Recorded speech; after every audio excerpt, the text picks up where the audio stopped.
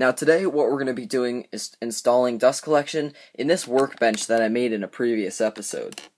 Now this workbench holds my bandsaw, as you can see here, as well as the router table. So we need 2 ports, 2 blast gates, and we're going to hook it up to the shop vac that has a dust deputy attached to it.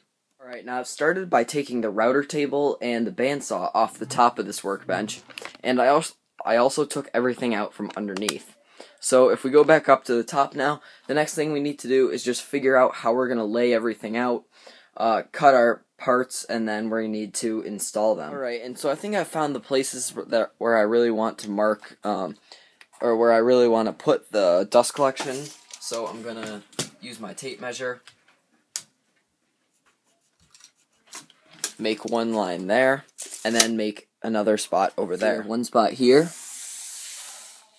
and one spot right there. Now, next, I've laid out the 2 T-fittings that I'm going to use for the dust collection, and these are 2.5-inch pipe, or PVC pipe, schedule 40, and what we're going to do here is just take this and measure approximately the insides.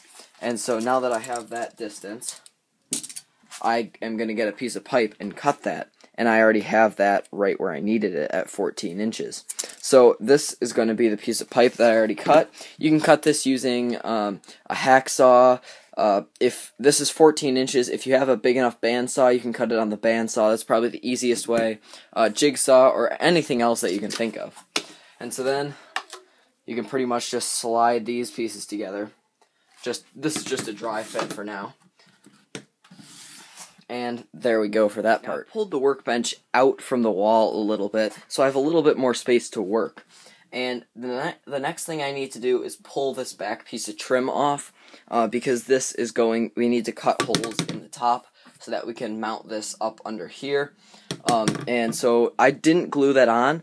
I just nailed it in because I knew that I was going to be doing this dust collection eventually. So it's going to be real nice just to be able to pull that right out. So next I'm going to get to that. I finally got that back piece of trim off, and that was a lot harder than I thought.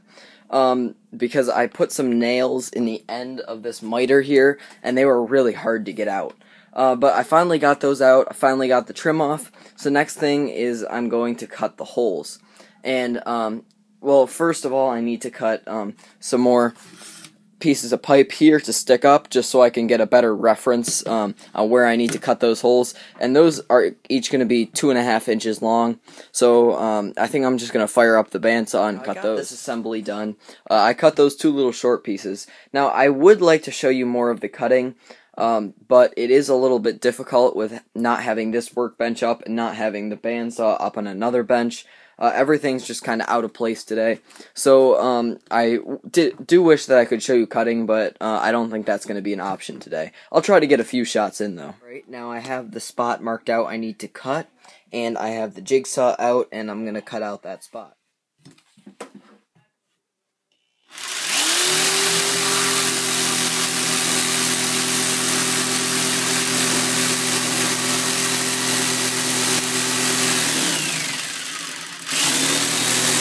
There we go, we've got our hole. Alright, and there we go, we have this assembly, and we have our 2 holes, and this will just slide right in here. And there are our completed 2 holes. Now also I added couplings on the top of here just so I can dry fit this in here, and this will just slide in here to start, and those will hold them in pretty good.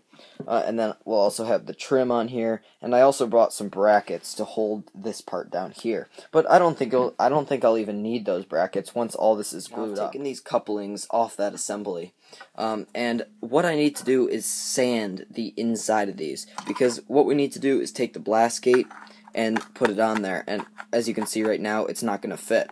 So once we sand the inside of these, it should be a nice snug fit. And to do that, I've put a little sanding bit attachment in the drill press, and I can just slide it in like this, and then sand around. So that's what we're going to do now.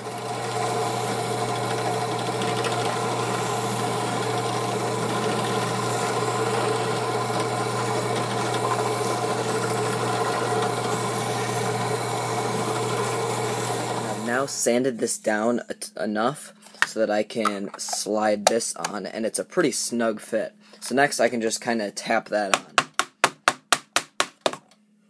And you just keep going until it stops. Right, and now that this coupling is on, we can slide this onto here. And so, there we go. And then we just need to do the other one over here. Right, and there we go. We have both the blast gates on, and you can still open them and close them. And now, just going to show you this in here. So that's about what it's going to look like when it's assembled. Alright, now I finished cutting the 15-inch piece and the 14-inch piece. I installed those, and this is pretty much the whole assembly that we're going to glue. Now I would add the elbows on the ends, but I want this system to be modular, so I want to be able to move it in the future. So I don't think I'm going to add those. I think I'm just going to dry fit them and just kind of pound them on, so just in case I want to change anything in the future, I can hit those off and just rearrange it. Alright, now what I'm doing here is chiseling out a section so that the pipe, when I don't have the piece with me right now, but when the T-fitting comes up here, it won't fit through here. It's just a little bit too big. So I'm hogging out a section in this trim so that this will fit in there just right.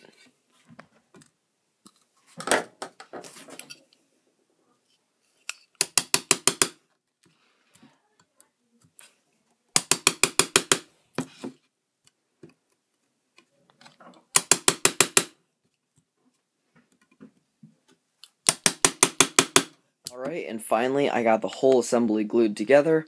I got these notches all done, so I've got these little notches so that this part doesn't stick out and push the trim out. So I already tested it, but I'm going to go ahead and pop this in, show you, and then it's going to be a nice snug fit once we get all of the nails put back in. Right, and here is the whole assembly from the back. Sorry, it's a little bit tight back here, but I'm just going to do a slow pan, and there's the whole thing. It's held in here really sturdy, and the next thing we need to do is put on the back piece of trim. The last method of support, I put these little brackets in. I had to bend them in a weird way. It comes down like this normally, and then I just bent it up and screwed it up on the bottom of this 2x4. And that seems to hold it really tight. Before, with just it hanging from these, it held really strong. It wobbled around a little bit. It wasn't going to come out, but I just added these for some extra support, and now it really does not move at all. So I think that's pretty good to hold it in place. So next we're going to push the workbench back and do some final things. We have the workbench pushed back, and it looks really good. Next thing we need to do is get the bandsaw and the router table back on, and then we need to hook those up to the dust collection.